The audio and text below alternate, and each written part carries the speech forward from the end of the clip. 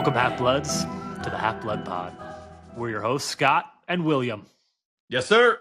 I'm excited for today's episode. Today, it was a slow news week, so we won't hit a ton of news. We'll hit part 2 of our Magical Objects series, hitting Riddle's Diary, which I am very excited for. Very, very, very. It's also where I'm reading with my children right now. We are finishing the second book, so I feel like I'm just all the way in. So Just pretty excited. Absolutely terrifying book. It is. Vivid memories of it scaring me to death as a child. It is. Also, I'm deathly terrified of snakes, so there's that. That would not help. And we'll also hit book 2 / year 2 / 1992 of Who's the Real Goat? MJ versus Harry. And we'll end with another Fred versus George. And I'm very excited for the show. Let's get it done. I'm very excited, always. William, it was a slow news week. I don't think there were any major announcements. So what I think we need to do for our Witch Weekly is there's a rumor that HBO is taking line readings from both male and female readers for the character of Lord Voldemort. What are your thoughts on this? Well, this is how we get into the algorithm. We're going to say some wild stuff and hope people pick it up, and we're going to be controversial. But I saw this, and we can link, I guess, the article or not, because actually the article was terribly written. It looks like it was a giant word salad of nothing. My thoughts on it are, sure, if they legit think that a female actor, a woman, would be the best possible fit for Voldemort, I guess that's their prerogative. But I just don't buy it. I think they're just looking to write something. That article, they're just trying to say something and get people to click on it. That was my read on the situation. In general, I think Voldemort is going to be a very important casting, and gender swapping it.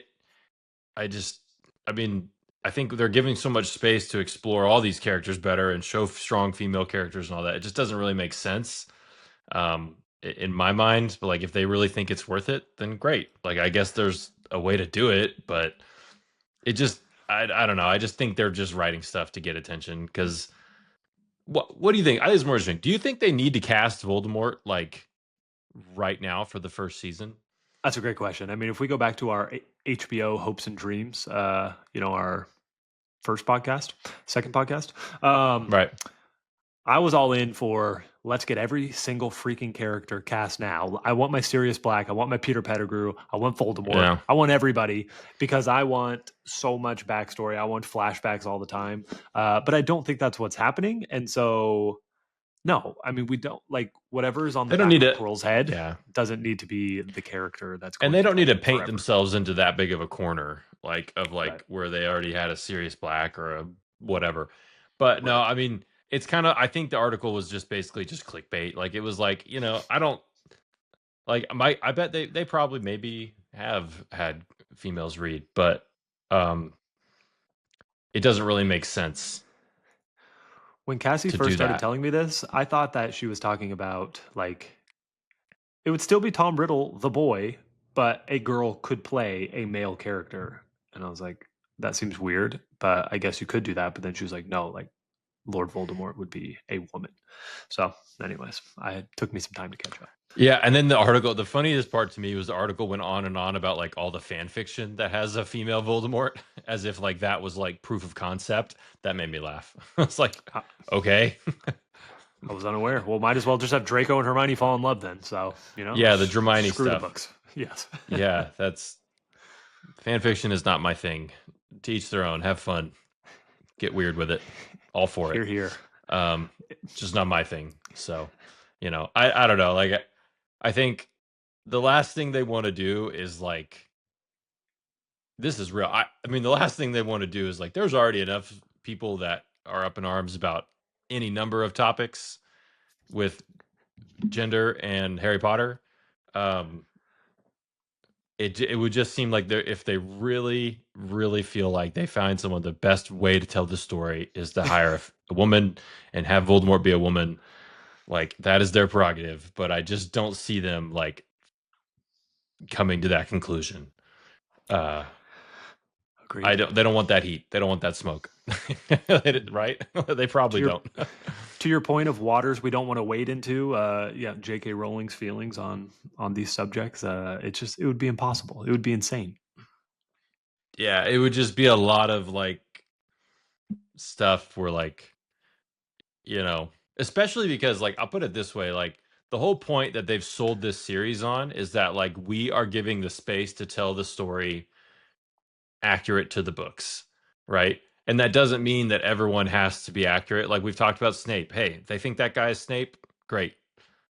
I can't say Papa Esiadu, whatever. Like they see Snape in him. Like that's fine. That's cool.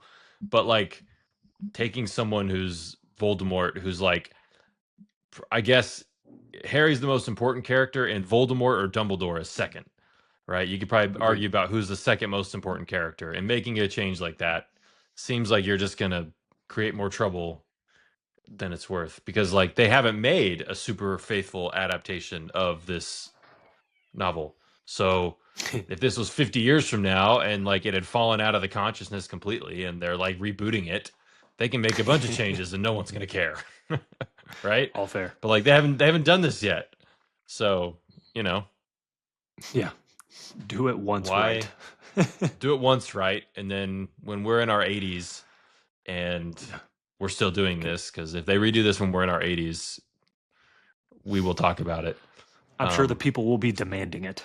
Yeah, they will. So, but yeah, I mean, I love following along like whoever they do cast as Voldemort. That's going to be super fascinating. Yes. I know it's not Cillian Murphy, right? Like he's not him. He's not doing it. But there's a million actors who could probably do a great Voldemort. True. I don't think it's like some like impossible thing to nail. There's a ton of people who could do a great job at Voldemort. To that point, it could be 2030 by the time they cast someone. Like if we're talking, we don't really need them until season 4, then I feel like that's a possibility. Right. Because honestly, like what they probably would show maybe a flashback to Harry getting his parents getting killed, but like also hooded up. They can show him hooded up like they did in the movie, like because really even in the books, like we don't get that until the third book, right? Like when you get like the Dementors have him relive that deep True. memory he can't even surface unless it's magically helped like that. So True. That's kind of like a cool reveal of that scene, like in more detail. And then full detail book 7. Yeah, and then full detail in book 7, where they can really go in on these things. But yeah. So I don't know. I'm going to call BS on that article. I don't think they're actually seriously considering. Since you're so offended by the article, actors. We can try to find some like TikToker who did it first and link them instead. Right. Again, I don't want to be clear. I'm not offended by the content of the article, but if you read it, it's objectively poorly written and just like meanders and has nothing to say. It's 100% clickbait. But that's exactly what the internet is now. It's just like they're not actually writing something. They're just like writing about something to get you to keep reading to see just one more ad. Which is the purpose of this podcast. They did their job. Yeah. Which is totally fine. The purpose of this podcast is to advertise this game. And this is the only reason we talk. Is so that you will buy the much needed book only ultimate unofficial Harry Potter trivia game. And you better be careful. There's only 850 left. So they could be gone if you don't act soon. So pretty exciting. They will be gone one day. One day they will be gone. It won't be tomorrow, but one day they will be gone. Well, technically speaking, it's only pre-orders right now. Well, technically today was full launch, actually. So. Today was full launch, right? I lose track of. I'm not the one with a million of these things sitting in my house, so Yeah.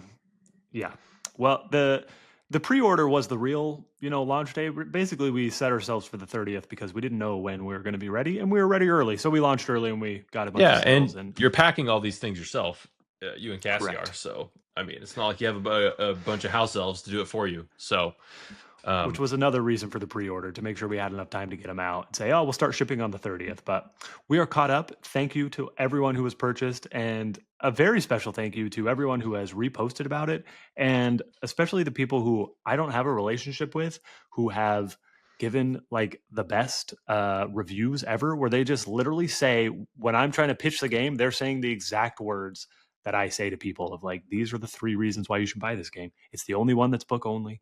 It's the only one that tells you where the answers are. The progressing levels is trivia evolving, and they just get it. And thank you to all of those people. it's a beautiful thing. Guaranteed, if you love Harry Potter books, there's no way you won't have fun playing the game. Or even not playing, just read the cards. It's amazing. If you read the instruction booklet that's on page 2, it says, you know what? If these rules aren't working for you, just pull out the cards and start having fun. Yep. So yep. It'll be worth it. Exactly. That's our ad for the day. We still spent 10 minutes on non-news, so I think that's pretty impressive. Hopefully there's more news in the next week, but we'll see what happens. Yeah. All right. We ready to move to part 2 of our magical object series? The Riddle's Of course Diary? we are. Riddle's Diary. I am very excited. A beautifully evil object. Yeah. Obviously, we picked, the coolest objects. This one's kind of unbelievable. Last week we did the Sorting Hat. This is in a similar vein. I'll kick us off again and read some of the things we put together. I'll go in a different order. I feel like maybe I learned a little bit from last week, and I'll go in a different order. And we'll start with what is Riddle's Diary, because I kind of skipped that, with the Sorting Hat. I just kind of jumped into where's the first time we see it. Riddle's Diary was created by Lord Voldemort, or Tom Riddle, at the age of 16, and, quote, preserving my 16-year-old self in its pages so that one day, with luck, I would be able to lead another in my footsteps and finish Salazar Slytherin's noble work. So it's a perfect replica memory of him as a 16-year-old boy, which is incredible. Now I'm going to list some of the powers that it has. Number 1, it's a Horcrux. It conceals a fragment of Tom Riddle or Voldemort's soul, keeping it safe, preventing death to the owner, which by itself, horribly evil magic, amazingly incredible magic.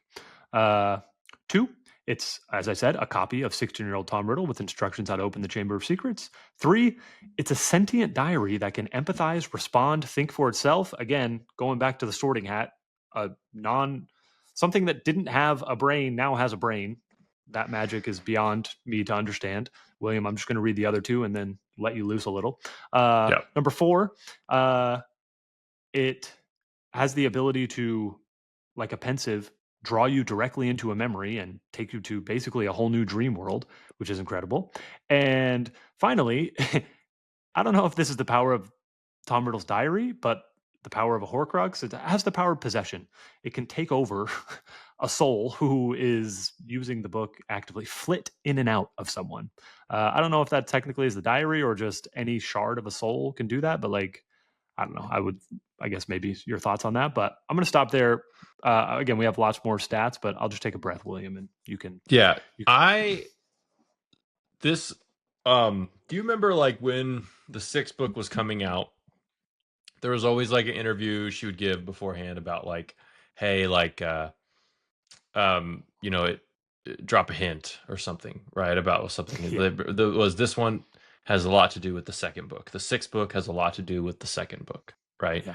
And at the time, you're like, what the heck was that? So the Horcrux, the diary thing is brilliant. And this is one of my favorite things about it, is that because there's all these little plot holes in the first one about Harry's parents being head boy and girl or something like that. That, not true, not whatever. Hagrid just says it, throwaway line. She probably wrote it and was like, yeah, whatever, move on. But by the 2nd book, that diary they knew what Horcruxes were. That was done. That was in the bag and planned.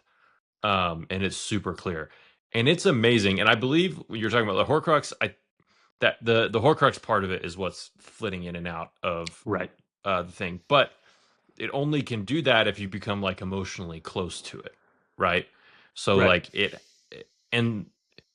he made it the world's worst interactive like large language model. Like it's like evil ChatGPT, right? Like, and that's what it's kind of weird because like people are use ChatGPT like a friend now, like, and they use it to like talk to and stuff. And I always tell my kid, I'm like, if I ever let you talk to it, it's only because we're learning something. You cannot have a conversation with it. You have to learn something. There's like whatever tangent, not important. But the diary is like that. Like, and it does bring, it can possess because it is a Horcrux, and it somehow contains, like, I was thinking about this, like, do you think the intelligence it possesses is because I think it's like different magic than the hat. It's not the same. It has the intelligence because it has a piece of his soul. Like that's all intertwined with it. Don't you feel like it's definitely like it can do the things similar to the hat? Like it has intelligence, but the hat is like a autonomous individual unique from the founders. That's a good point. This thing is Voldemort. It doesn't have right. Yeah. As Riddle's coming out of the diary, like Riddle now he's a turning into a corporeal, I don't know how to say that word, like corporeal, yeah. Corporeal, like does that diary have any more intelligence or has it lost all intelligence because Riddle, the soul, has left the body? I think it's the Horcrux, like the soul, right. Like that's it gives it, like, and there's probably other stuff around that like created it or whatever, but like it's like it really is like a dark evil AI that's like right.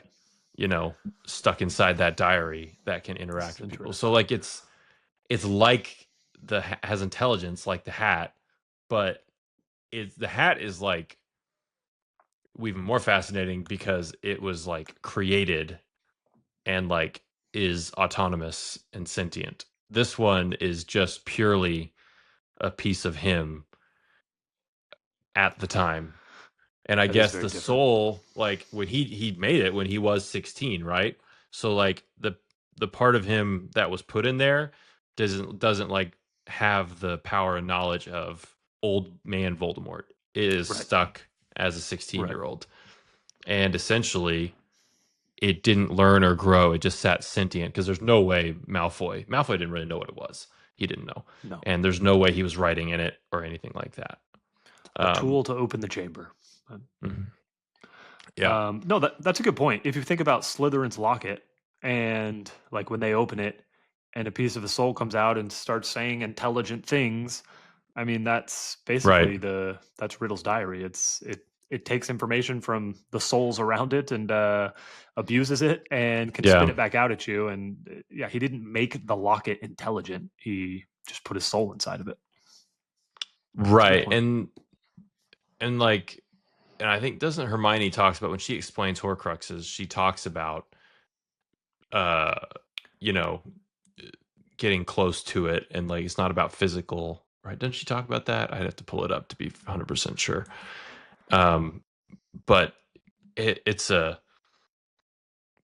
wild thing that he created. And like, what do you think? I mean, he thought of it like a failsafe, right? Like this is a failsafe, like I have a piece of me, like obviously he knew he was splitting his soul into 7 and everything like that. But this one served a different purpose than like, say, the cup, right? The cup is just like a redundant thing. The locket is just a redundant piece of his soul. Right. This one was like written and created for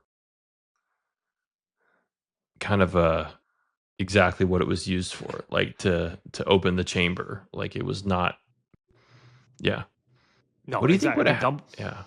Go ahead. I was saying Dumbledore teaches us that, right? He's like, as soon as you showed me the diary, and I could see how loose he was with this possession, I knew, we were going beyond usual evil. And yeah, I mean, it's fascinating that he would, give up a sliver of his soul. Again, put it into enemies' hands. So, yeah. Sorry. What was your question? Right. Well, and And then you go on and like how Voldemort is like remarkably blasé about his pieces of his soul, right? How cocky he was about how it's gonna just stick around, right? So I think it is a fascinating piece of magic and like creativity on the part of J.K. Rowling. Right. You know what this thing does. It can suck you in and show you memory. Also, the memories are. This is another deeper conversation, but like memory is not. It's not. It's like when they see a memory in the pensive, that doesn't mean it's like 100% accurate, right? It's not like a film of what actually happened. It's someone's memory of what happened, so it's not perfect. Like you know, it doesn't mean it's like a video recording of like exactly how everything happened. It's prone to the errors of humanity, right? You're jumping ahead to the sixth part of the series. This is what I'm saying about like his evil AI that he puts in this thing. It's creating its own memories. It's like faking all these memories. It's like not faking a bunch, but like it like creates the lie about Hagrid, and like he did that in real life. He lied about that, but like he's like creating the like when he breaks him into that pensive, it's not necessarily a memory. He's like creating basically like propaganda or like a fake a deep fake for him to see, you know, of like what actually happened. You know. So obviously, wild. Yes, he's twisting the events of 50 years ago, Chamber of Secrets, to, you know, to be his side of the story. But I've never thought of anything that he showed Harry as like a straight up lie. Like to me, that's exactly how it went down. Do you feel otherwise, that like some of that was fabricated? What was fabricated? What do you mean? Oh, sorry, the capture of the great oaf Hagrid. Yeah, no, it was not like that's what happened. He set him up and like did that. I just meant like maybe like the actual events of like, you know, like what he said or did. Like he's gonna cut out stuff. He's gonna cut out something that Hagrid might have said back. It's just not an infallible like exact representation of what actually happened. He's like, this is what I need to show this Harry Potter kid. And the only reason that memory knows who Harry Potter is and his role in his downfall is because Ginny told him. Because it's not, it can learn, his evil AI can learn, but he only knows because this is a 16-year-old. There's no prophecy, there's no chosen one, there's nothing. So he knows who Harry Potter is in the plural he played only because he learned it from Ginny. That's such a good point. Can season 2, can we just like have an episode like from Tom Riddle's point of view, as he's just like in this universe, like this black hole where he just sees writing, and then I would like to see their visual representation of how he receives like the writing from Ginny, but as he just pieces together and asks questions to understand what her world is like, which probably wasn't that hard because she's obsessed with Harry and be like, who's Harry? Why is he famous? And then he would get everything that he wants to know. But that is pretty fascinating to think about how he's got to piece together the world that exists today. Right. So I mean, like I just think it works differently than like a pensive. Like he was like, all right, I need to take what kind of happened and, you know, throw together a thing that's gonna make Harry believe Hagrid is guilty of opening the chamber. Makes you think like these teachers, man, freaking morons. But they I mean, they love Voldemort. Like, and you learn that later on. Like, no, Voldemort had them all in his pocket. Had them all. You brought up evil AI many times, and should we make T-shirts that say, quote Arthur Weasley, and say, never trust anything that can think for itself if you can't see where it keeps its brain, to protect people from AI? I mean, should this be the world's motto right now? It should be the world's motto right now. Dang, I didn't think about that. That's brilliant. J.K. Rowling. Arthur Weasley, well ahead of his time. He can't count money, but man, he could really see what was coming with AI. 1998, he was ready. Yeah, he was ready. He couldn't figure out money that had the number on it of like how to count, but we could all learn from his words about AI. I got to tell that to my kids. Yes, the thought of trying to explain the internet. Not that I let Weasley. them. Yeah, it's hilarious. Oh my gosh, that'd be very difficult. So, my kids don't know how to use a computer at all. Like they can't get to YouTube if they wanted to. They don't know how to do anything, and I like that. They use them at school for like stuff, but yeah, it's tough. Like I don't, like I said, those words of Arthur Weasley, never trust anything. Because like I let my kids, like if I'm with them, like I've let them have a conversation, like explaining pi, like how pi is calculated for my 10-year-old, like because he is interested in stuff like that. But I was like, you can't. It's not for having a conversation. It's not. It's going to poison your brain if you think it's like a person and treat it like a person. Arthur Weasley, ahead of the time. Arthur Weasley. I'm going to read some stats now. Now that Let's do it. More stats. I feel like we did a better job than Sorting Hat. At least I did. Also, I meant to give you a shout out during Witch Weekly. I'm just going to bring it back now. Thank you for being a good podcast host and like learning people's names. I will never know anyone's names. And when the HBO show comes out, I'm just going to describe people by body shape and race. And I'm going to have to do better. And thank you for learning people's names. So. That'll be an adventure. Just body shape. I guess and race. I'll know all the characters' names, so that actually definitely not offend anyone. I mean, I guess that won't be a problem because I'll know all the characters, but I should learn all the actors' names and actresses. So thank you for being a good example. Deal. Anyways, we started watching Survivor and we like discuss it with Cassie's mom, and Cassie's mom is always like, I can't remember anyone's name. Yeah, I was the biggest Survivor hater in the world 4 years ago. I said, why would I watch unattractive, unathletic people do stupid games in the woods? Like, this is the most boring thing in the world. And then Cassie was like, just watch one season with me. And I did, and I enjoy it. It is a hilarious concept of the struggle to be friends yet backstab each other. And it's a good show. But anyways, every time we talk about it with Cassie's mom, we're all just, using skin color and body type to describe, because there's like, you're literally starting with 25 people. You've known them for one episode, and we're just like, thankfully for us, you don't have to resort to that because you know every character back to front. You may not know the actor's name, but you know I do. Neville and Seamus and Dean and Lavender and whoever else. You know them all. So you can use those names. We'll have to do some predictions, a year from now when it's going to come out, of like, how many new characters, will they introduce? I feel like, could we just get like a random student that they place in there for some device that just doesn't exist? I don't know. I feel like that could happen. That'd be okay. As long as that kind of stuff wouldn't bother me, as long as like they give the people we do want to see their due. Correct. That would be it's the like, replacement problem. Yeah. Instead of just being like, well, Seamus's thing is he just blows something up every movie. Like, I don't know. Seamus, so sad. I need to rewatch the 7th movie. Like, were they using explosives? Do you though? Like, when did Wizards get explosive? I don't know what I'm just confused at what was happening. I mean, he blew up the sidecar, Confringo. Harry did in the Battle of the Seven Potters, which is fine. I'm just thinking of when he blows up the bridge. And he felt the pang for it. Yeah. Aren't they using explosives? When did Wizards get explosives? Anyways, I need to rewatch it because I could be totally off. Let's read some stats. Riddle's diary is referenced 98 times throughout the 7th book. 98? That includes... That's pretty good. We're almost triple digits. It's obviously heavily centered in book 2. Let's see. Its first mention is technically book 2...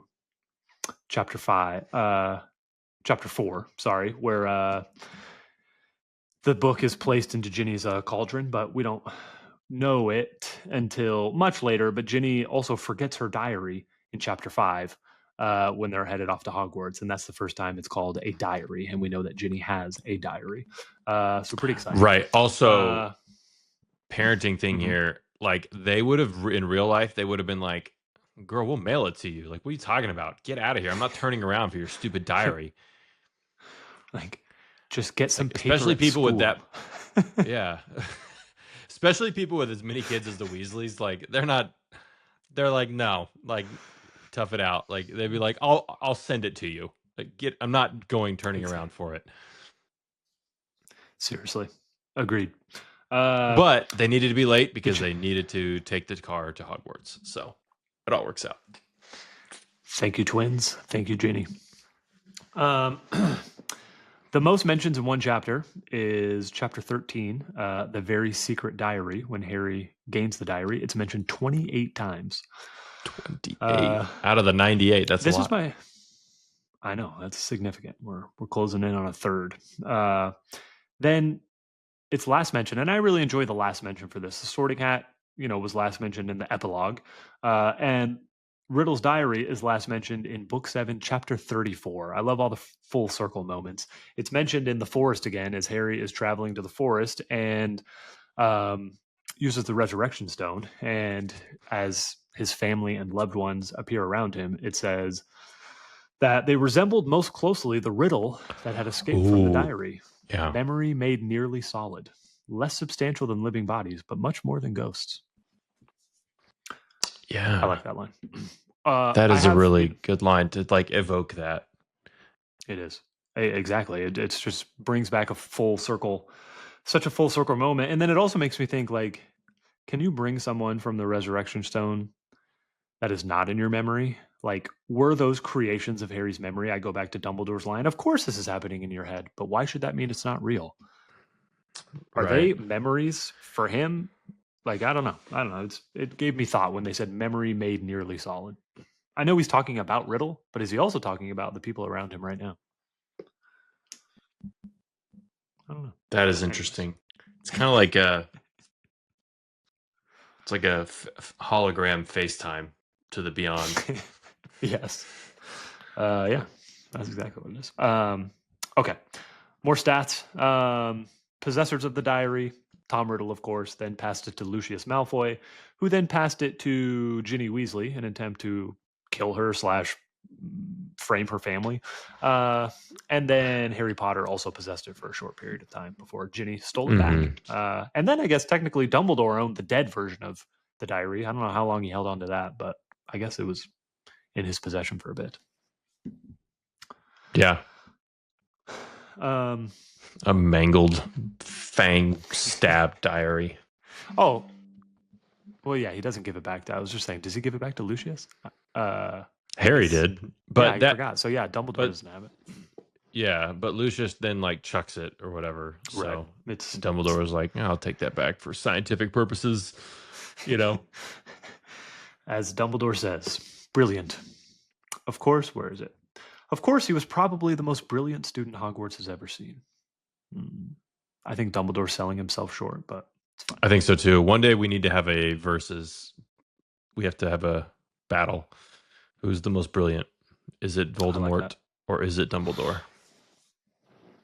That will be a lot of fun. And do we each pick a side and then go, or do we just? I don't know, I'm excited whenever we do that. We'll figure that out. We'll do that for sure. We've already talked about a lot of these, but here are the comparisons to other magical objects within the wizarding world. It obviously has similar abilities to a pensive. I always say that weird. Of course, it's more limited than a pensive. But is it actually one of the questions I wrote down? I always write down a bunch of questions and then not tell you so I can surprise you with them. But could the diary have shown Harry like some of Ginny's memories? Like, can it do more than 16-year-old Riddle's memories? And could you go back to any time in 16-year-old Riddle's life? Could he have gone back to the orphanage? Could he have gone back? Great question. I think yes.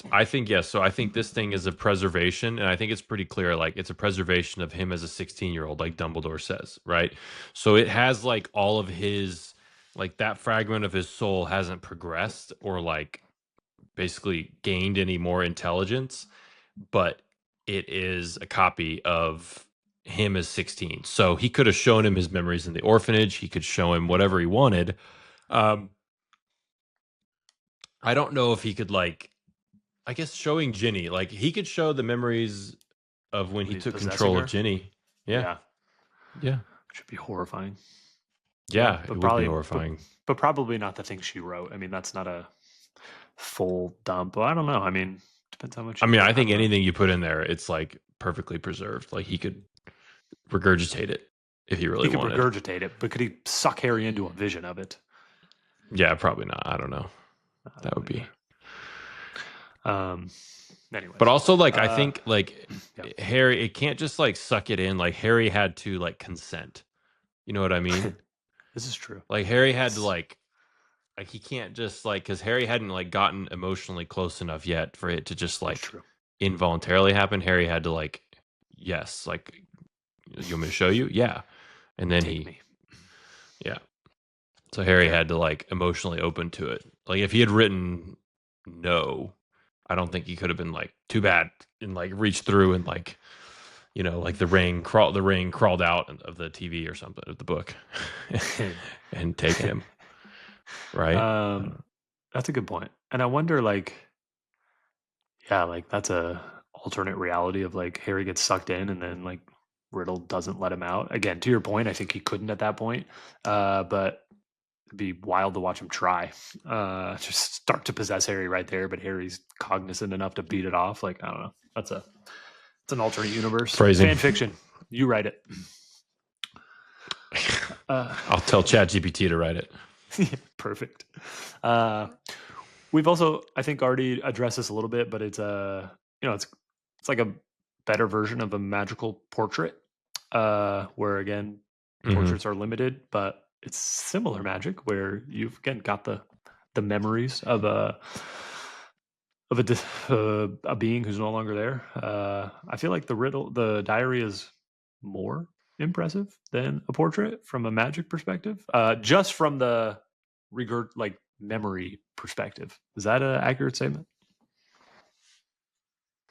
Yeah, I think so. I always thought about portraits too, of like how careful you'd have to be, like if you like if you had like a spouse who died, and like then you just drove yourself insane by talking to the portrait, because it's not them, but it can talk to you. So like you'd have to like, wizards would have to have a lot of restraint on like dealing with grief and like the ways around that and having portrait. Because like think about like, what if Harry's parents had a portrait? Right. I mean, this is the resurrection stone danger. It's a similar danger to that point. Right. I know you're anti-cursed child, but Harry runs into that where he's getting advice from Dumbledore's portrait, and later in the story, he's like, "Why are you doing this?" He's like, "Because Dumbledore told me to." And McGonagall's like, "Stop talking to that portrait. It is a faint imitation of that man, and like, stop it." Right. It always bothered me, like, in the 7th book when like Snape, the Dumbledore's portrait is like talking to Snape, and Snape's like, I got it. Like, I know what to do. I know I got to put the sword. He's got to earn it. Like, whatever. Like, shut up. You're not the real Dumbledore. That is a little silly. I agree. And he talks to him like, like he's still in charge. Yeah. It is a feint. Yeah. It's a fascinating thing about like what you'd have to adjust your life to be like if you were a wizard. The restraint you'd have to show. It's true. We've already talked about this, but it's a resurrection stone for one person. It's not as a Horcrux, but kind of is a resurrection stone for one person. Again, it's basically the evil sorting hat, but you've already talked through how it's different, and I agree with all your points. It's it's a soul versus the magic of implanting your brains into something else. And I also put Marauder's map on here. I feel like that's a loose connection, but the Marauder's map does interact with people. It has, it has like their intelligence in it, like their humor. Like it's not limited, probably. But. It's very limited. It's it's like GPT-3 versus whatever's now, right? It was very limited, but yeah, it is the same kind of thing. Like it just didn't have any evil to it. It was, the jokes. I don't think the Marauders map would have been capable of like having a real conversation. It just would have made jokes. You could be like, something terrible happened, like whatever. And then it would be like, just make fun of you. You know? I feel like it's fun for me to compare like Godric Gryffindor left behind a sorting hat, Voldemort left behind the diary, the Marauders left behind the Marauders map, and they're all just absolutely incredible ways that people just wanted to leave their legacy at Hogwarts.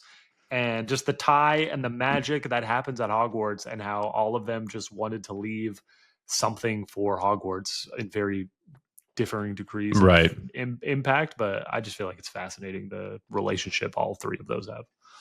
It is. It's very good. Yeah. Maybe same with the diadem too. Maybe, I don't know. We don't know enough about that, I feel like. But yeah, we don't know. Anyways, the last two stats we had were it was destroyed by Harry Potter with the Basilisk Fang. Of course, it was the first Horcrux destroyed, and then other literature inspiration. Surely, the most obvious connection. This is for a Horcrux, not all of the powers that the diary has, but a Horcrux is heavily based on the One Ring from Lord of the Rings. Oh, for sure, yeah. A portion of the creator's soul is in there, and it tethers them to life. And when their corporal body dies, again, I can't say that word, they become some thing that is less than human but not dead, and obviously very similar, but that doesn't make me love it any less, to be clear. And mortal weapons cannot destroy it, much like the One Ring, and it alters the state of the mind of the user. Only the true master would it not affect, just like the One Ring. But yeah, so a weakling like Ron can't handle Horcruxes, but someone stronger like Hermione and Harry did much better. So what you're saying is Ron is Boromir, and Bilbo. Yeah, Ron is Boromir. Harry. Yeah, and Frodo is Hermione. I was always there's a scene in the Fellowship of the Ring where like Bilbo asks for it back like one time, and then he does like it's so terrifying because we were 11 when that came out. Yes. When we had the DVD, has, like, fangs. Like, oh, yes. Geez. When we had the DVD, we would do that in slow motion all the time, and it made it like less scary, but also more scary. But it was really just a good laugh. But yes, we watched that scene so many times. So good. I know. Okay.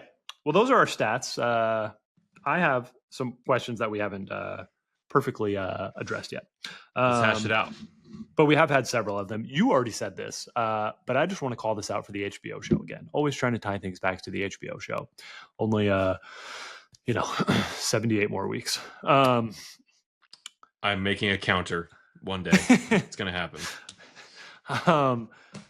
Riddle, when Ginny says the last thing I remember is Riddle coming out of the diary, and you already referenced, like the ring, the girl coming out of the TV. I feel like that has got to be one of the most horrifying things that doesn't get any description in Harry Potter, but if you sit and think about it, is so horrifying. And I feel like the show has got to just get that so right, to just like study the last season of Stranger Things, and when Vecna, like the horror that Vecna brings, like hanging people in the air, needs to be that same level of horror of just like a ring type girl creature crawling out of there in the most horrifying way possible. Oh my gosh. And then they can play Running Up That Hill. The Kate Bush song. Exactly. But with a red-headed girl what would running. Yeah. There you go. What would you think of, like, if they do that for the show, would you want, like, what if he came out like, like the Ring, like twisted and like, or like in the Multiverse of Madness? Yes. Like Wanda. Yes. That's another example of like, that kind of creepy thing. Horror movies aren't really my bag. I saw The Ring when I was in middle school, but I don't remember it very much. Back in middle school, I used to watch scary movies. Exactly. Yeah. You're right though. That would be a very pivotal scene to like play out. And think about how cool it's going to be to like see, like Ginny is going to be a big deal in the second book. Because again, they don't need to make it a surprise. Hey, surprise, Ginny's like possessed. Like we already all know. We've seen it. We've read it. You can reveal it earlier and like kind of work more with that. Yes. You know. I don't know how many times I've already given this take and how many more times I will, but Ginny should be the main character of season 2. She should have the most screen time. This should be from her point of view. And no one can convince me that I'm wrong.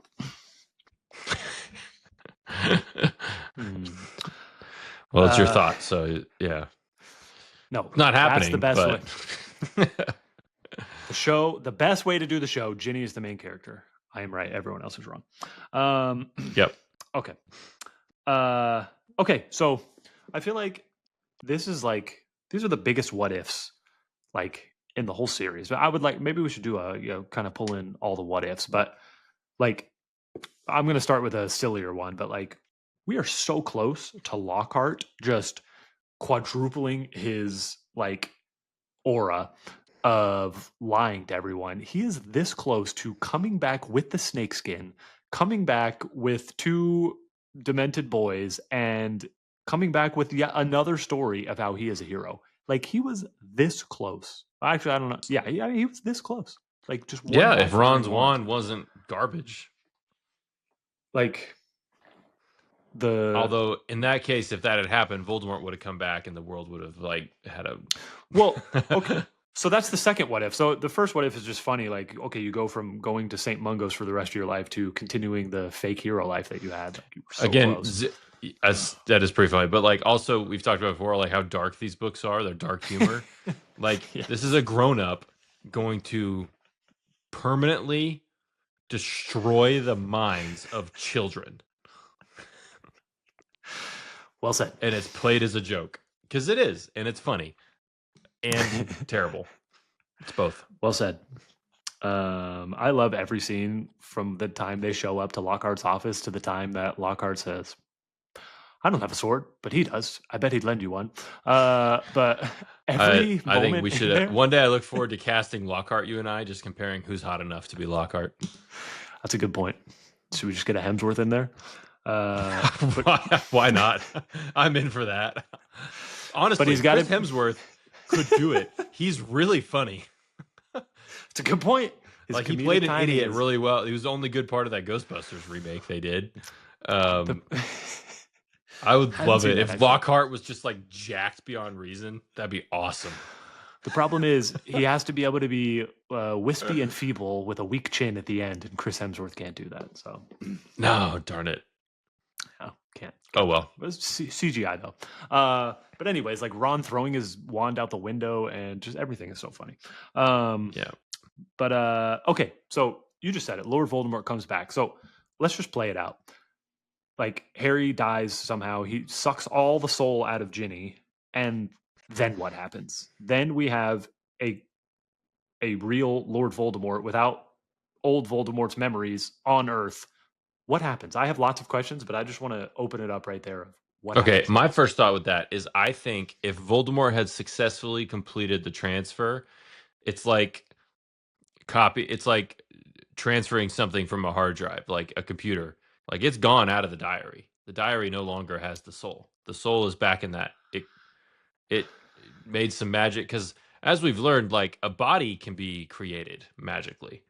A vessel of a body, the physical whatever can be created somehow or another, right? True. So I think it would have been like taken out. The soul would have been completely out of the diary. The diary would just be a regular diary. It would just be just a diary. Don't you think? And like it would no longer have that. The piece of his soul now resides, and then somehow that piece, that 16-year-old Voldemort back in his glory days of being a handsome young man, would have had to go seek out the other like wisp of him that's floating around Albania and like done some kind of weird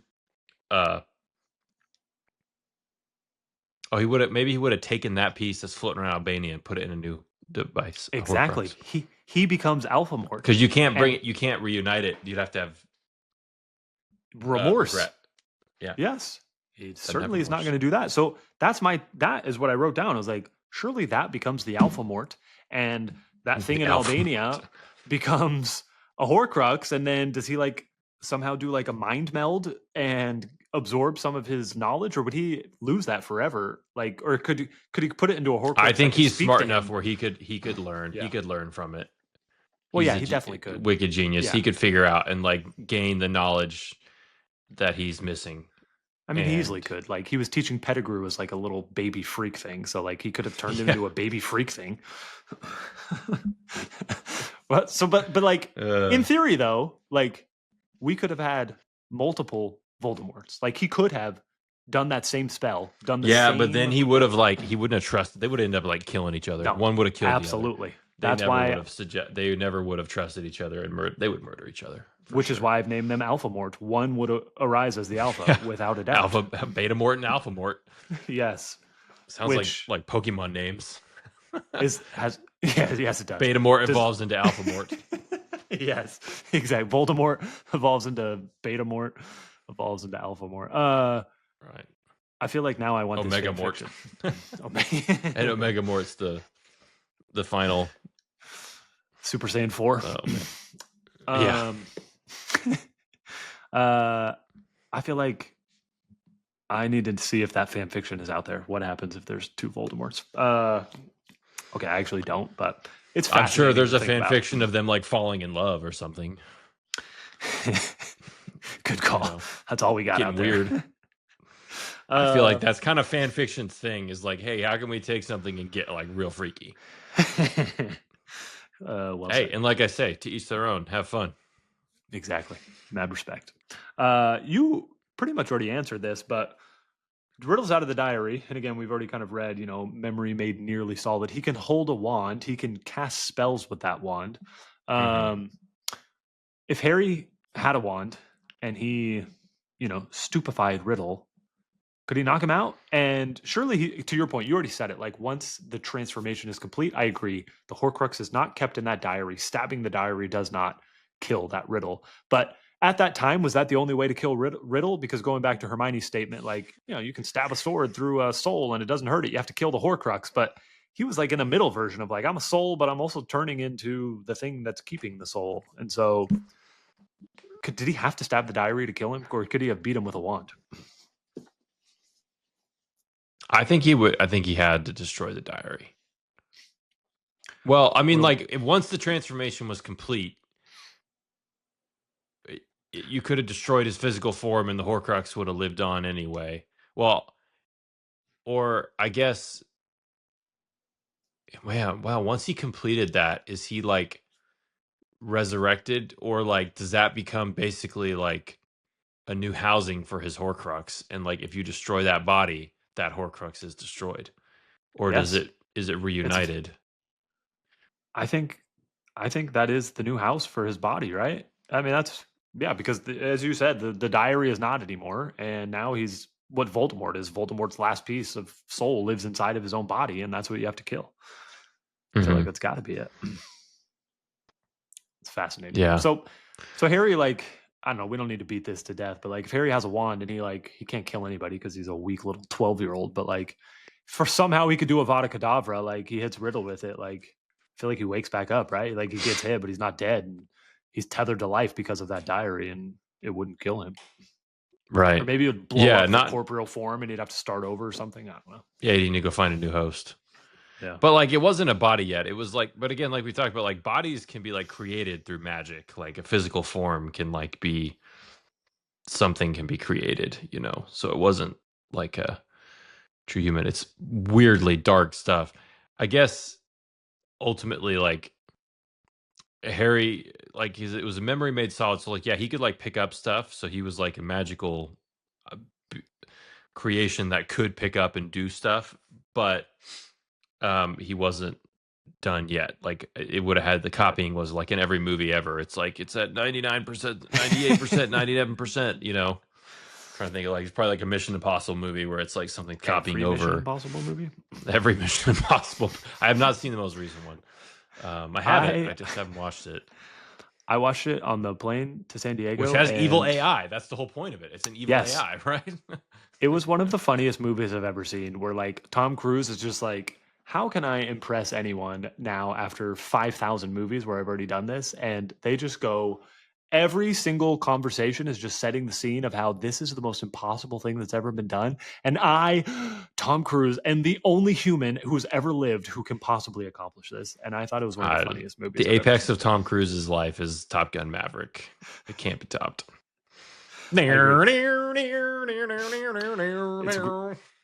It's an amazing movie. Yeah. And San Diego, which is great. So true. This is my last question. It's actually not to do with a diary. This is reading the book with Remy, my 5-year-old, today. Dobby is telling Harry that the diary is Lucius Malfoy's, and he does that by pointing at Lucius and then pointing at the diary, pointing at Lucius, and then punching himself hard in the head, is what it says. And she was like, "Why is he doing that?" And I was like, "Oh, because he's trying to tell him that it happened, that he slipped the diary during the fight when Arthur Weasley punched him and they were fighting." And she was like, "Oh, I thought he was punishing himself." And then I thought about it and I was like, is he punishing himself? That was always my read of it. I had never once thought of what you just said in my life. And if you think about it, like, he's punishing himself. It's his. He did it. And he's punishing himself. Which I think makes more sense. Because that's the pattern they've already established. Yes. But then he starts punishing himself in a different way. Once Harry understands it, then he twists his ears and punishes himself that way. So why did he switch punishment after Harry understood what he was saying? He's kinky. I don't know. I guess. No, you're right. I don't know. I guess you could read it either way. I always thought of it. It never once crossed my mind that he was miming out a fight. There's easier ways to mime out a fight. Maybe he was combining both. He was like, I need to show him he's fighting and I need to punish myself. Yes. And then, like, now that Harry's figured it out, that's another bad thing that, like, actually completed this task of, like, telling on him. Now I need to punish myself in a different way, twist my ears, Well, Remy, you're smarter than I am, and you've thought about this more than I am, and Remy thinks like you, so that makes me really happy. Remy's next thought. Good job by her. She's very aware for a little kid. She paying attention. She gets it. Maisie, you're not going to listen to this because you don't. Yeah, Maisie doesn't listen to this podcast. That's why you have multiple children. Remy. No, Maisie is such a smart girl and is so good at reading and has read 1,000 books by the time she's 8. But I enjoy reading with Remy so much more because she is so just interested. And sometimes it's annoying. She asks so many questions, but like she asks questions because she wants to know everything. It's a lot of fun. Yeah. But yeah. After we went through that, she then started twisting her ears and was like, "Dad, this doesn't even hurt. That's not punishment." And I was like, I think he's twisting a little harder. But anyways. Yeah. Dobby has like bigger ears, Yeah, that's what But I'm glad she's like flip them out, scientific method. She's like, I gotta test this out. Exactly. That's what I got on Riddle's diary. Those were all of my random questions, which I thought were a lot of fun. We miss anything? It is super fun. Amazing piece of magic. Just magnificently evil. And I like the new version we have from today's lens, looking at it as like this evil GPT. There's got to be a pun in there we could create. In Arthur Weasley's foresight into never trusting anything where you can't see where it keeps its brain. And it's just the second book, everything about it is like way more advanced than you realize at the time. It's an amazing thing because like the first book is all this like introduction to this world, and it's really just about like this poor orphan who discovers he has a place where he belongs, right? And there's like this big world of like, well, yeah, there's Voldemort and there's this, but like he like finds it. And then the second book is like so dark. Like this murderous snake living in the wall, people getting petrified, introducing racial slurs into the conversation. Mudblood becomes a thing. True. Like it's a lot going on in the second book. Overlooked book. Overlooked. Very true. I agree.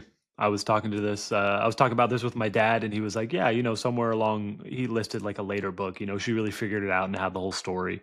And I was like, "She had the ending surely in book 2, because she's gone too far down the path of Harry has Voldemort's soul inside of him, and he has Horcruxes, and surely she had the biggest parts mapped out before now." Yeah, but I think it's right. Like, yeah, like once you got to book 6, you realized, oh my gosh, like after the first book hit, like at the very least, like she had this figured out. Like she filled in a lot of gaps, obviously, but like she had it figured out. Agreed. Which is amazing. Amazing. Yes, it is. Well, we just spent 45 plus minutes talking about Riddle's diary, and I feel great about that. It's what I wanted to do with my Wednesday night. Tuesday night, whatever it is. I don't care. Me neither. Okay, well, now we're on to who is the real GOAT, Harry Potter or Michael Jordan? Because the segment America is asking for. Yeah, unfortunately, yeah, we still haven't posted last week's podcast at the time of this recording, so we don't know how MJ versus Harry is being received. But again, I just want to make sure I mention that there is no GOAT debate in terms of MJ versus LeBron or anybody else, and so we had to evolve it into fictional characters. Correct. Only fictional characters can compete with his airness, Michael Jordan. Someone else can do like a LeBron versus Percy Jackson thing or something like that. Some stupid thing nobody cares about. How about LeBron versus Percy Weasley? I feel like that would be a good comp. I like it. Okay, so we are going to compare Harry's Book 2, Chamber of Secrets, which we just spent a lot of time in with Riddle's Diary, versus Michael Jordan's 1992 NBA season. William, do you want to take us through Harry's resume? I know you did that last time, but I just thought it. Yes, sir. All right, so let's talk about Harry. He opens this up. He's coming off his first championship, aka his first conscious defeat of Voldemort. Well, he didn't defeat Voldemort. His mom did the first time. So I mean, he stopped him from coming back to power, though. I mean, he stopped Voldemort. That's what I mean. So book 1 is his first championship, because you're saying his mom because just of the power. When he was a baby, his mom defeated Voldemort. Harry didn't do anything. Right. His mom did. Right. And we can't let her sacrifice Lily's love, because that's kind of the whole point of the entire series is love. So Harry's coming off his first championship. And so here's his stats. House points. 195 plus 195. Do you think that's the all-time high? It seems like it is, because there's no giant subtraction. Obviously, in book 5. And I know it's the all-time high for things that we know. Like, I've done all those stats. Do you think it's the all-time high in 10,000 years of Hogwarts history? In all of Hogwarts history? For an individual person? Yes. I don't know. Do you think Dippet gave out a bunch when Voldemort framed Hagrid? No, that was a sad moment. I bet he got 50 for that. Inflation. Yeah, so Myrtle died, so it'd be kind of a bummer. They didn't do the House Cup. They're like, eh. I mean, again, what you know this, you know everything better than I do. What were the house points in year 1, which is the only time we know total house points? They were in the 300s, right? Harry got 295 alone. He got half a house worth of points by himself. Yeah, I bet it would make sense that it would probably be, based on what we know. You could make an argument for that, right? Who knows? Maybe there was some in the 1500s, there was some teacher that was just doling out points to Slytherin for everything. It's true. Maybe Merlin was a teacher's pet and got a bunch of points. Fair. But yeah, probably it'd be hard to do that. So so that's point 1 for Harry. House points plus 195. The most he's ever gotten, the most anyone possibly has ever gotten. Won another house championship. Quidditch records only 1-0. because lockout year, as you eloquently put it in our notes here. It's a lockout year. So, so Quidditch record, he doesn't get the victories he needs on that.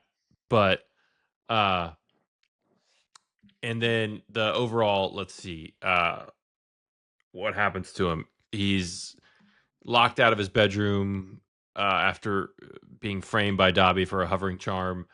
Not a good start to his year. Not a good start. He loses to a house elf. He almost gets killed and dies hijacking a car, which, I mean, this is a pre 9/11 world, but in a post 9/11 world, like, he's a terrorist, probably. That's a good point. He's probably shot down by some anti-defense. Yeah, if this happened, if everything was shifted 10 years later, it would have been 2002. This is happening. And even though this is happening in Britain, like, the Royal Air Force definitely would have, like, had shot him down somewhere. Like, they would have noticed that and been like, you're dead. And, like, blown him up. Fair. So thank goodness it's a pre 9/11 world, I guess. Most of the school, so tough year for our guy. Most of the school thinks he's the heir of Slytherin. Okay. Everyone learns he's a partial tongue. Justin Finch Fletchley, these Hufflepuffs, jerks, total losers. I will say this, though. He does do, I don't know how we view this as, like, he goes into the forest, faces up on Acromantula, and lives to tell the tale. Thousands of Acromantulas. That's a big win. And he defeats a basilisk. Those are wins in retrospect. Also, they're like kind of lead you to saying, yeah, this was a horrible year in terms of, what I went through. Yeah, horrible year what he went through, but he did come out on top, right?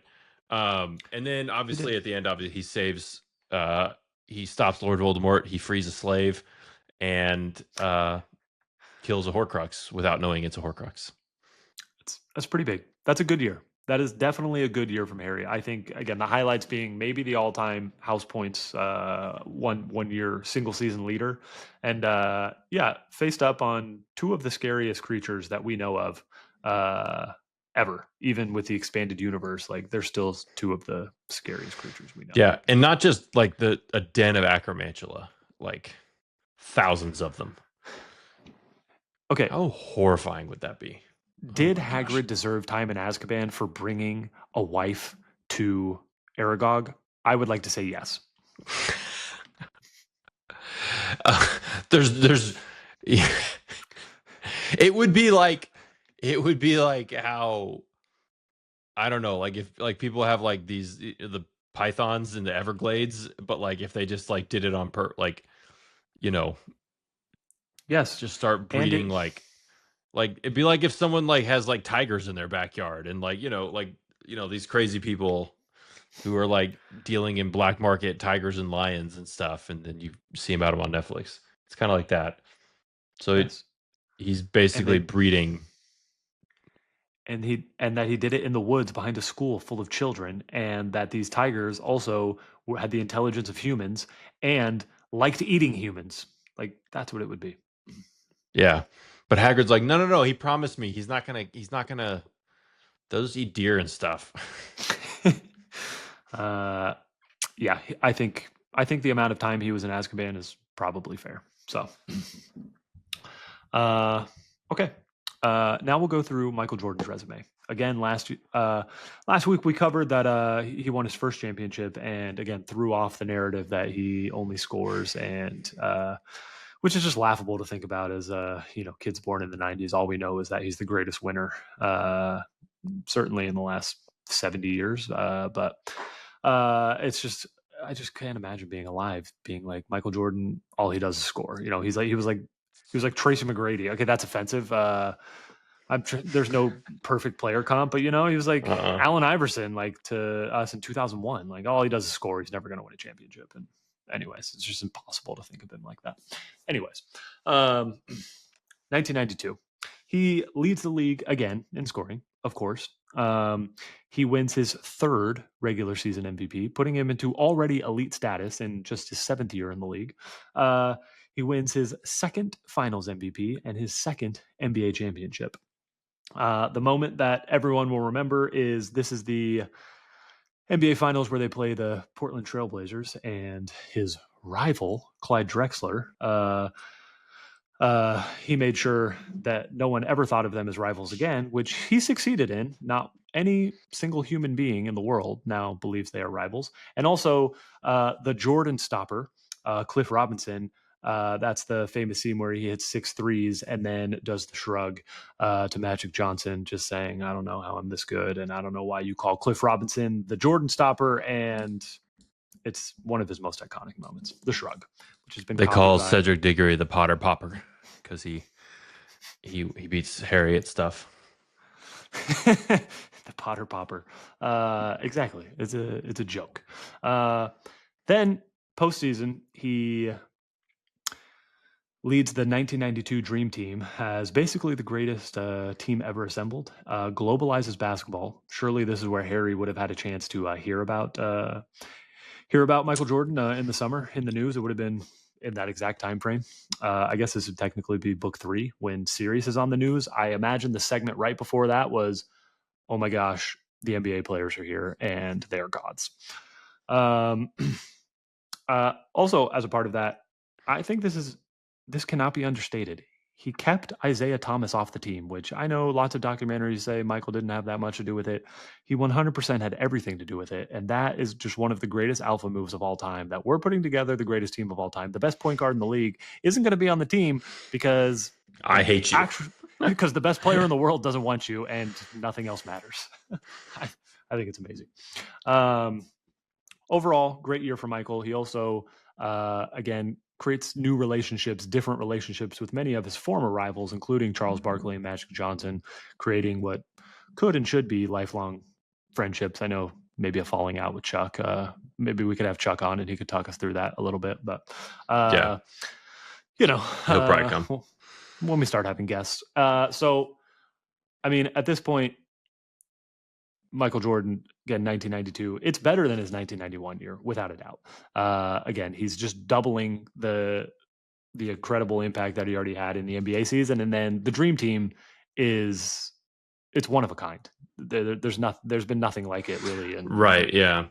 The Dream Team is a huge win. It's the globalization of basketball. Barcelona 92. Fun fact. What is there is a mention of Spain more than once in the books. Is Majorca island off of Spain? Yeah, it is. That's Mallorca. I don't know how to say Mallorca. Yeah. Well, you speak Spanish, allegedly. You used to. I don't know if you do anymore. J is Jota, you know, it is, I don't know how to pronounce that in Mallorca. It's fine. It's because I grew up reading all these books before I learned Spanish, and now every time I think it, I just think what I said as a child. And the second time, I don't have a second time. The word Spanish is actually used. And it's in the news, and it's a Spanish baggage handler strike. And Vernon says, give him a lifelong siesta, I would. Yes, we had to throw in, just to make sure everybody knows, Vernon is racist. Just anti-worker. He is not Vernon Dursley, anti-worker. He's a union buster for sure. That is so funny. Give him a lifelong siesta, I would. I feel like you led with your opinion last time, so I'm going to lead with mine this time. I feel like I have an opinion, so I'm excited to see what you do. Last week, should we say for the record, we kind of leaned Jordan? I think we leaned Jordan. Again, we haven't put the vote up yet. Again, I'm going to make sure Cassie sets it up to put a vote, and we'll, I guess, be 2 weeks behind and announce that to everybody. But I feel like I'm going to start to argue, and again, I reserve the right to change my mind by the end of this conversation. I'm leaning MJ. I think that what he did as a part of the Dream Team is unparalleled in really sports history. And just based on the incredibly difficult year that Harry had, again, his ending to his year is quite incredible. Probably a level Right. above the dream team, but just everything else that happened to him that year, it's kind of a sucky year. MJ was on top of the world. He was the reigning champ finally, and he lived up to every expectation that was placed upon him, and then went beyond it again and did things that we've never seen before with the 1992 Dream Team. Okay, so that's a great thought process there. My thought for it was last week I leaned MJ because he fought so hard, like finally getting to the mountaintop after so much disappointment is just the most impressive thing. And Harry just kind of falling into this new world is insane and all that, but just like the satisfaction MJ got was huge. And this one, my first thought, you're kind of convincing me though. I was thinking Harry because like when you think about like what he did at his age, like he's a 12-year-old and he just like things are going nuts at his school. Kids are getting destroyed, petrified. People are fearing for their lives. He goes into the forest with Ron and walks straight, unknowingly, right? He kind of like just doesn't know what he's walking into. But the bravery it takes to just go into the forest in the middle of the night and face up against all those spiders, live to tell the tale, win, so to speak, insane. Like that's a massive win. That's like, beating the like if they were, it's like going up against the, I don't know, what would be like a good defensive team, right? Like the 04 Pistons or the 88, one of the 80s Pistons, and like winning, right? And then how much credit going though, to the Basilisk? How much credit though does the car get for that? Was Harry really the Scottie Pippen of that adventure? The car kind of did all the work. Right, the car kind of did do all the work there. But I just give him credit for like facing up and like walking into the forest alone at night with just he gets that 12-year-old friend. It's at insane. Least a Scottie Pippen amount of credit. Fair. Same thing for the Basilisk. The Basilisk, though, he gets more credit for the Basilisk. Obviously, he kind of loses and then gets saved by he wins. Like, he does kill it. It's mutually assured destruction, right? Like, he kills it. He does. But it kills him. But Ginny would have died. Ginny would have died. Right. But then he also gets some help.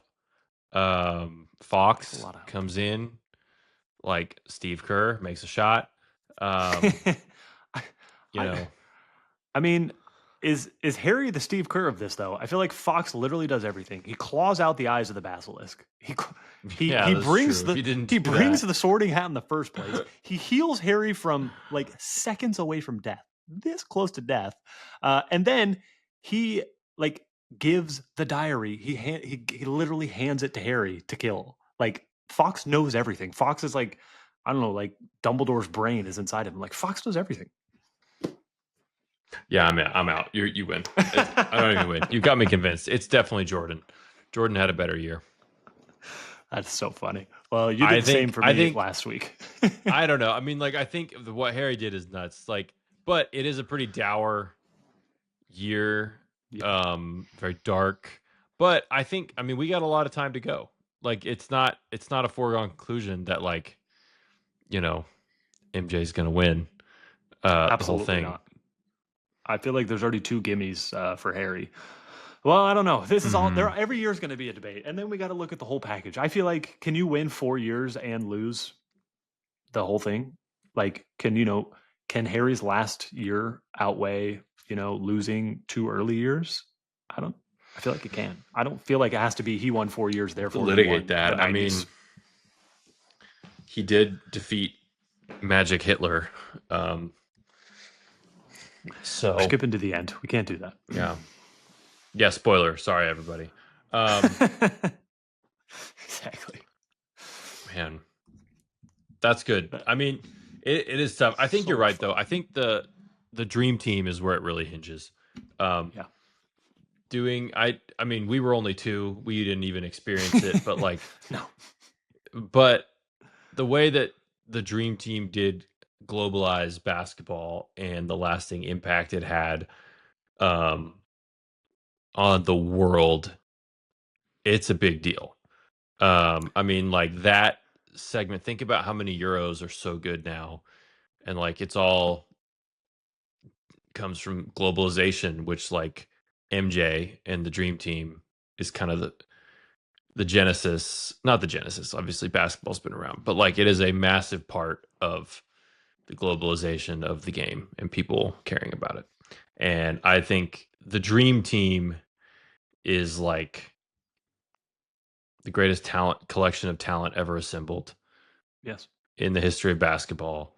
And he was on it, and the best player on it, and the most famous human in the world besides the Pope, Princess Diana, and Princess Di. And if you think that the Redeem Team is the most talented team ever, then stop following this podcast. I don't want anything from you. And yeah, leave. You're out. We don't care about you. Also, I have thoughts about. I'd be more interested in Olympic basketball if we could only send our second and third string people and see if we could still win. Because I think we could and should if we did. Unless the former Yugoslavia comes together. I know he did, but that's because we're sending these old farts and we're afraid to send some hungry people. And also, I think it would test us more. Like, we're getting soft. Right. It would test us more. And also, Jokic almost beat us, but like I'd be more interested in like a Ryder Cup model, like Europe versus US. Yeah. They would win. If they cared. For sure. They can't do that for the All-Star game because they wouldn't actually try or care. I feel like Jokic and Wemby on the same team is game over. To put anyone else out there.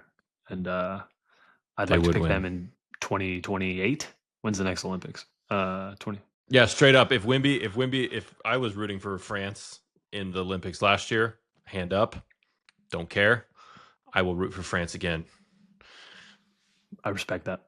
It has nothing to do with me being a season ticket holder for the Spurs and a lifelong fan. It would be pretty amazing. I would root for that as well. I have a pride in every other sport. I want America to win, but I don't know. Basketball. I would do it. Yeah. All right.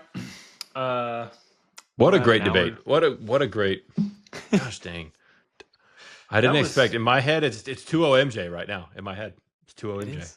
Which is crazy. Which is crazy. I'm excited to see what the world thinks. And by the world, I, of course, mean 4 people. But I'm excited to see what's out there. Yeah. Okay. We're at an hour and 23. I'm feeling maybe I should save my Fred and George. What are you thinking?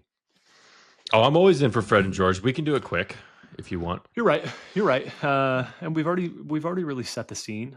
This is on what book? What are we doing? Yeah, we're still on book 2. And book 2.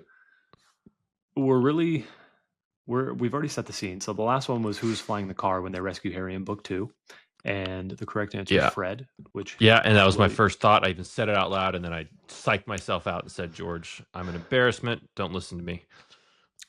The next question happens in the same scene. Who picks the lock to get Harry out of his room so that they can sneak downstairs and get his stuff? Who picks the lock? Fred or George?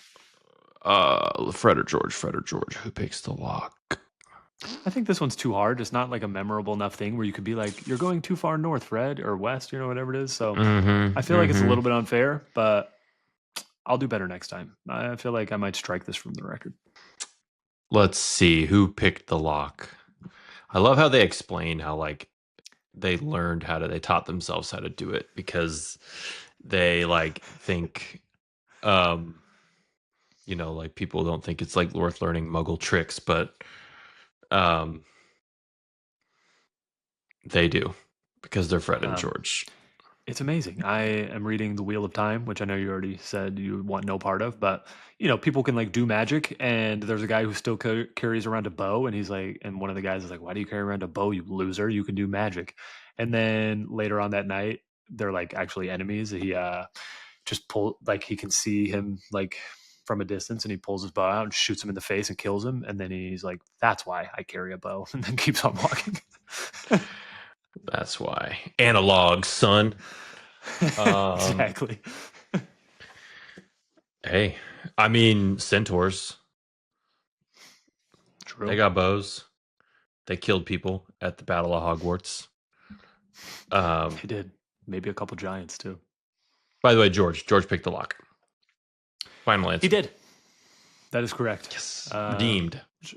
Which I also thought was maybe a little none of these are easy, but I thought, the last one was Fred and J.K. Rowling. I feel like now that I'm reading, through the lens of who does this, Fred or George, she does a pretty good job of just going back and forth of Fred did this, George did this. So I didn't know if that was a hint there, which made me think like, okay, maybe this one is acceptable to put in here, but I'll do better next time, I promise. That was great. I loved it. Okay. Well, that's it for the show. Just a reminder to buy the game. Buy this game. Thank you to Caitlin, who bought the game on TikTok while this episode was happening. And shout out Caitlin. This episode is brought to you by Caitlin. And thank you for your purchase. It's now available on TikTok Shop. So please go there and buy it on TikTok Shop. So do you think my sister can make like bumper stickers we could put on our car? I think she can do anything. She puts her mind to. She's a very... That'd be cool to put one on your car, wouldn't it? That would be next level. I still haven't told anyone at work what I do, and it might come up if I have a bumper sticker. So it could be exciting. Yeah. It almost came up. Get some weird looks. It almost came up today. One of my coworkers went to London, and he was like, "Oh yeah, we did some of this Harry Potter stuff," and I was like, "Oh, that's fun. I like Harry Potter." And then it just kind of died there. So it was close. Close. It's nice. Buy the game. It's amazing. Buy the game. And if you're one of my coworkers who's watching this, tell everyone else about it so that it can just be out there. And then I can just bring games to work. It'll be awesome. Awesome. Well, William, I think I love this episode, and I'm excited for the next 5 as we'll continue to go through these magical objects. And this was a blast. It was. Can't wait. Next week, we will be talking about the invisibility cloak, but I'm not actually sure, so give me 10 seconds. We're going to be talking about the Marauders map, of course, so I'm very excited about that. Again, we're hitting the 3 in a row. Sorting Hat, Riddle's Diary, Marauders map, all gifts to Hogwarts from some of the most talented and amazing people who ever went there. Heck yeah. It's going to be great. Awesome. Well, stick with us. We love everyone who listens. Buy the game. Till next time, Half-Bloods. Love you. Peace.